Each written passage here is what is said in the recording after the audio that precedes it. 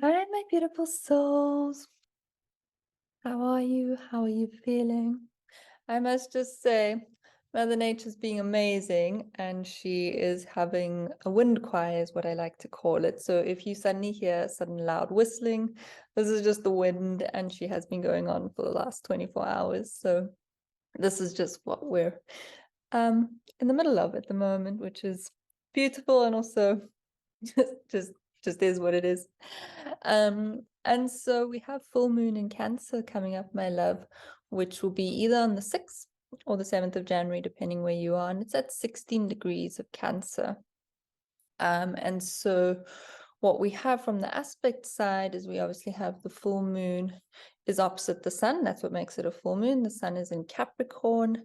The sun and Mercury are conjunct, so the moon is also opposite Mercury. And then the final player in the mix that I'm going to speak about is we have Uranus. Uranus is trining the sun and Mercury and sextiling the moon, so it's quite favorable aspects.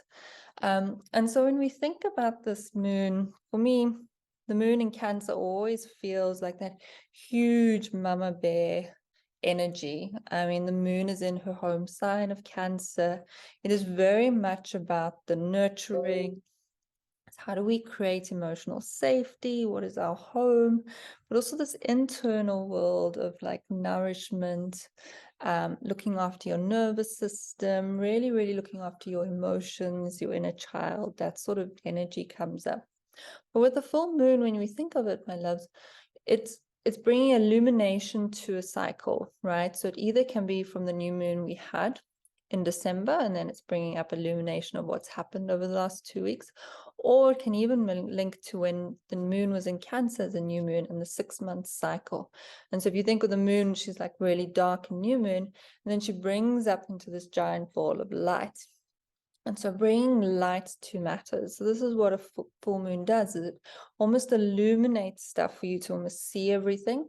And it's very much about getting into the process of what do you need to let go of, need to surrender, perhaps, like be like, oh, didn't quite turn out how I thought, or, it really is just that point of we're now entering the phase where we surrender into stuff. And so for me, what comes up is this axis of Capricorn and Cancer, right? So Cancer being home, like I mentioned, our emotional body, that inwardness, how do we feel safe within ourselves?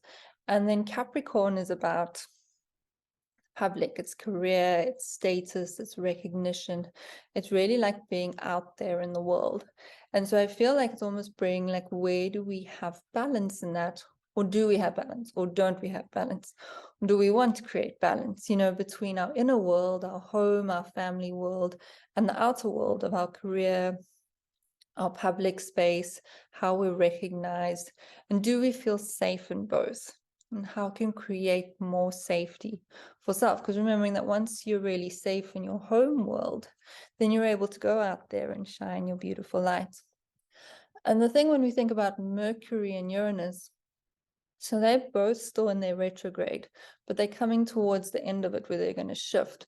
So we're still very much in this internal, like introspective phase. Mars is only going direct next week. And Mercury, it's your logic, it's your beliefs, it's how you process, how you think about stuff. And Uranus is about how do you express and reclaim your individuality? How do you create freedom? It's, often it's seen as this sudden change or this disruptor, but really it is in order to shake you out of potentially stuff that's called like kept you stuck or trapped and that sort of thing. And so for me, with both of these still being in that retrograde phase and then aspecting this, it almost feels like if you surrender into this illumination, then you can almost ask for intuitive insights and clarity on how to potentially heal something or view something differently. It can almost be like, what, this is a pattern, it keeps repeating. I don't want it anymore. It doesn't serve me. I'm grateful for the lessons, but I wish to take on, and almost allowing that intuitive wisdom to come through and be like, yeah, actually, I've never thought of it that way, or perhaps I could do it differently. This is how I could do it. But very much it's going into that intuitive space and allowing Uranus to come in and give you that sudden aha clarity with the Mercury involved. So really it feels like a beautiful space, even though it can be quite emotional. I would definitely say you could be feeling it for the first 3 days, and then 3 days afterwards. I tend to bloat up, especially with the Cancer moon. My body just becomes which is perfectly normal. But it's like allowing yourself to also feel, and do you have the safety, and can you create the safety for emotions to filter through? And through allowing the emotions to not necessarily get stuck in your body, this is when you can start having clarity, and you can almost rise above that. Not in a sense of like you're surpassing it, but you can see what it is for in the moment. Like that's just how it is, and not getting attached into the emotions or the drama, but being like acknowledging them, transmuting them, and then moving forward. So for me, it's a really beautiful moon. It feels like it's quite nurturing, hermit-like. That's what I definitely feel like.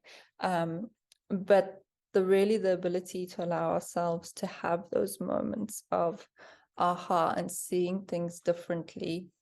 I would say though, with all of the emotions that can be running high, my loves, and Mercury being retrograde with this trining of Uranus, is if you feel like you're in a moment and you just want to like speak impulsively, I would potentially caution against that, depending on the circumstances and your own intuition and your own body's guidance, but rather sort of see what comes up and then allow the emotions and the intensity to perhaps dissipate before tackling a conversation.